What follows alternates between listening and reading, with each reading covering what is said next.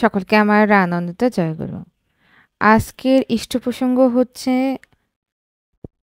ইষ্টভীতি সম্বন্ধে। আমরা প্রত্যেকেই প্রত্যুষে উঠে রোজ সকালে ইষ্টভীতি করি। সকালবেলা ইষ্টভীতি করার সময় এই একটি কাজ যদি আপনারা পালন করতে পারেন, তাহলে দেখবেন আজ হতে আপনারা ফল পাবেন। এবং পরমদয়াল যোগ পুরুষোত্তম শ্রী শ্রী ঠাকুর অনুকূলচন্দ্র আমাদের মঙ্গলের জন্য, আমাদের বিপদ আপদ গ্রহদোষ ভাড়া দুর্ঘটনা এ সমস্ত কিছু দূর করার জন্যই ইষ্টভীতি দিয়েছেন। এই ইষ্টভীতি পুরোপুরিভাবে যথাযথ নিয়মে পালন করার জন্য তিনি বেশ কিছু নিয়মও দিয়েছেন, যে নিয়মগুলো মেনে চললেই তবেই ইষ্টভীতির পূর্ণতা লাভ হবে এবং পরিপূর্ণ ইষ্টভীতি পালন হবে। আমরা অনেকে জানি, কিন্তু তা যথাযথভাবে হয়তোবা পালন করতে পারি না। আবার অনেকে নাও জেনে থাকতে পারি, যার জন্য আমরা করতে পারি না। কিন্তু এই কাজগুলো যতদিন না আপনি ইষ্টভীতির সাথে পালন করবেন, ততদিন আপনার ইষ্টভীতি পরিপূর্ণতা লাভ করবে না। তাই চলুন আমরা প্রত্যেকে জেনে নিই ইষ্টভীতি করার সময় কোন বিশেষ কাজ আমাদের পালন করতে হবে। ঠাকুরের অমৃত কথা আমরা সবাই জানি।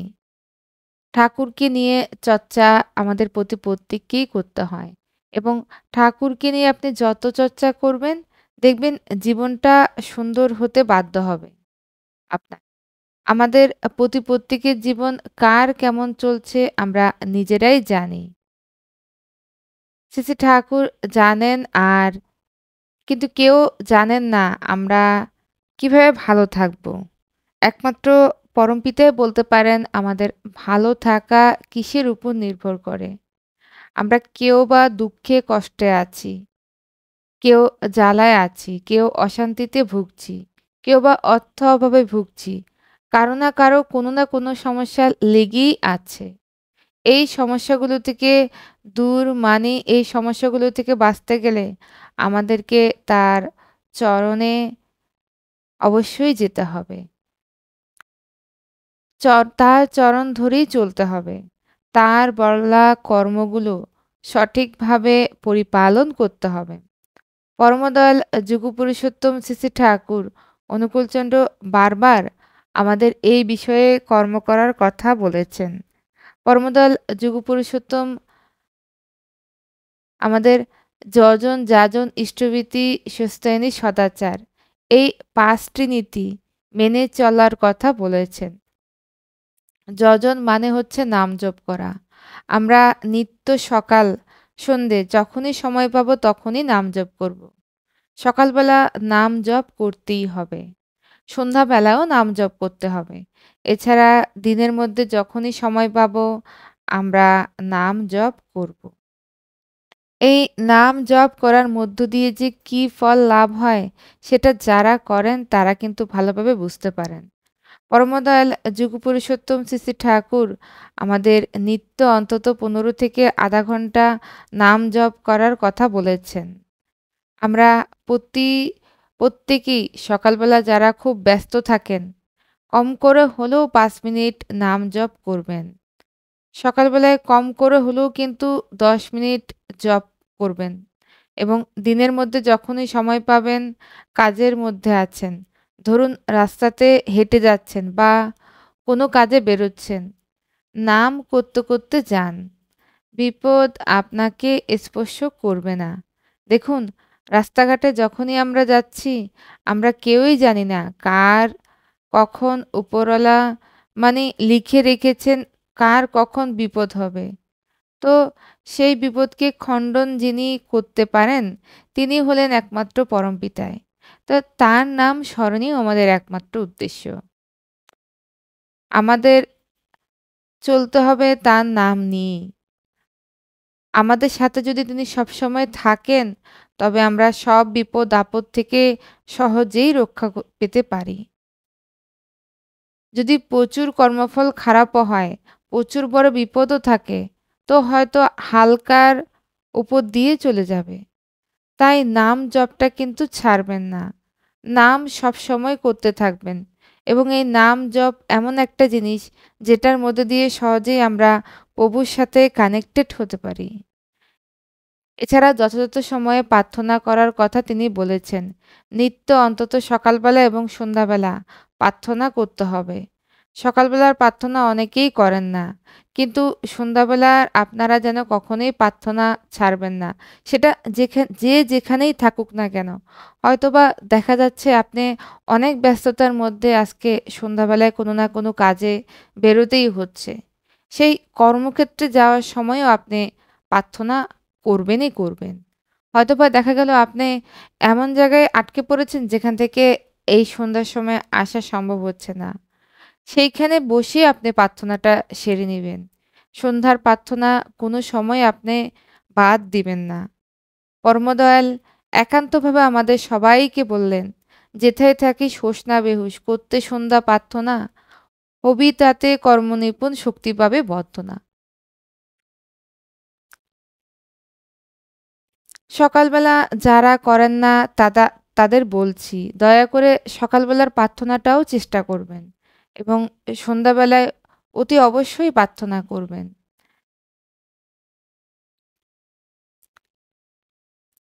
তারপর যখন আ প্রার্থনাটা তো যথাযথভাবেই করবেন।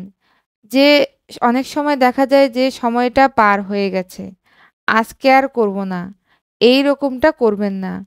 ধরুন সকাল হয়ে গেছে, ঠিক আছে। সে সময় আপনি উঠতে পারেননি। চেষ্টা করবেন সেই সময় করার, যে সময় আপনি উঠলেন। অতি অবশ্যই সেই নির্দিষ্ট সময়ে প্রার্থনা করতে হয়। কিন্তু যারা করতে পারেননি হাল ছাড়বেন না। তারপরে হলেও করুন। যে করব না এরকমটা যেন না হয়। ৭ঃ০০ বেজে গেছে। ঠিক আছে? ওই সময় প্রার্থনা করুন। ৯ঃ০০ বেজে গেছে। ওই সময় প্রার্থনা করুন। কিন্তু একদম করবেন না এরকমটা যেন না হয়। আস্তে, আস্তে দেখবেন করতে, করতে ঠিক সময়ে আপনি চলে আসবেন। প্রার্থনা করার যে মানে, প্রার্থনা করলে যে ফল আপনি পাবেন, সেই ফল পেতে, পেতে একসময় আপনি নিজেই উপলব্ধি করতে পারবেন এবং নিজে থেকেই দেখবেন অটোমেটিক্যালি আপনার ঘুম ওই নির্দিষ্ট টাইম খুলে যাচ্ছে। আপনার ঘুম ভেঙে যাচ্ছে ওই সময়। আমাদের জীবনে নারায়ণের চক্র যেরকম, সেরকম প্রত্যেকটা মাসেই পরমদয়াল শ্রী শ্রী ঠাকুর চক্রাকারে আমাদের প্রার্থনার যে সময়, সেটা সূর্যোদয়, সূর্যাস্তের সঙ্গে একবারে অ্যাকুরেটলি তিনি দিয়ে দিলেন। যেখানে প্রতি মাসে যে নির্দিষ্ট সময়ে সূর্য উদিত হয়, তার সঙ্গেই আমাদের প্রার্থনার সময়টা মিল করে তিনি দিয়ে দিলেন। এতে কোনো পরিমাণ আগেও না, পরেও না। তাই আমরা একরকম প্রকৃতির সাথে আমাদের প্রার্থনাটা হয়ে থাকে। সকাল এবং সন্ধ্যা দুটো সময়ে।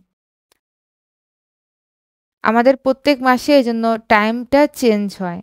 আপনারা যারা এখনো পর্যন্ত দেখেননি, আপনার যে এলাকাতে থাকেন সে এলাকায় কোন সময় প্রার্থনা হচ্ছে, আপনি অবশ্যই এই জিনিসগুলো ঠিকভাবে দেখে নেবেন। অনেকে আছে শুধুমাত্র দীক্ষা নিয়েছেন, প্রার্থনা করছেন, ইষ্টভৃতি করছেন। কিন্তু কোনো ফল হচ্ছে না বা কোনো কিছু বুঝতে পারছেন না। আপনি খুব ভালোভাবে খেয়াল করবেন, আপনি যে সময় প্রার্থনা করছেন, সেই সময়টা কি ঠিক আছে কিনা? আপনার শুধু সময়টা না, আপনি যেখানে থাকেন তার সাথে মিল আছে কিনা? এই বিষয়টা অতি অবশ্যই দেখবেন। পরমদয়াল যুগপুরুষোত্তম শ্রী শ্রী ঠাকুর আমাদের প্রত্যেককেই একটি বিশেষ কর্ম দিয়েছেন। সেটি হচ্ছে ইষ্টভৃতি। এই ইষ্টভৃতি করার আগে অতি অবশ্যই নাম জপ করতে হবে এবং আমাদের যে আজ্ঞাচক্র, সেই আজ্ঞাচক্রে ঠাকুরকে মনে, মনে আমরা স্মরণ করব। ইষ্টভৃতি করার পরে অতি অবশ্যই প্রার্থনা করতে হয়। ইষ্টভৃতি করার সময় আমাদের মনের মধ্যে যেন কোনো রকম বিকার না থাকে। অর্থাৎ কোনো রকম খারাপ চিন্তা, কোনো রকম অলসতা যেন না থাকে। অনেক সময় হয় না যে আমাদের মনের বিশ্বাসটা পাকা হয় না, অর্থাৎ কাঁচা বিশ্বাস যেন না থাকে। তাই পূর্ণ বিশ্বাস এবং পূর্ণ ভক্তি ভরে শ্রদ্ধা যে করতে হয়, এই রকমটা যেন না হয়। ভক্তি, ভাব, শ্রদ্ধা, ইষ্টভীতি পালন করলে মনের মধ্য থেকে সকল প্রকার কামনা, বাসনা, অহংকারকে দূর করতে হবে। মনের মধ্যে থেকে সকল প্রকার চাওয়া পাওয়াকে দূর করতে হবে।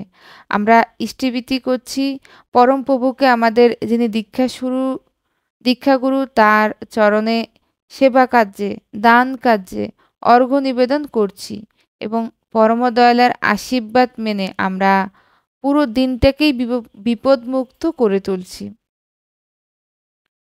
নিজেদের মঙ্গলময় জীবনটাকে লাভ করেছি তারই দয়ায়।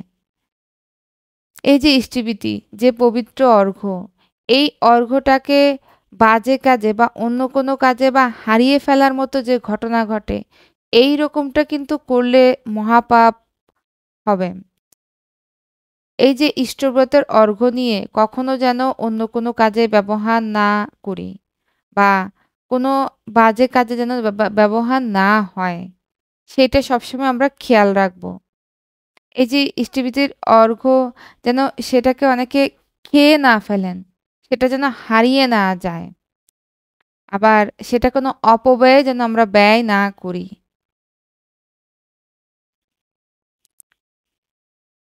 এই যে ইষ্টভীতির অপব্যয়, সেই প্রবৃত্তির বাড়বে ঝোঁক।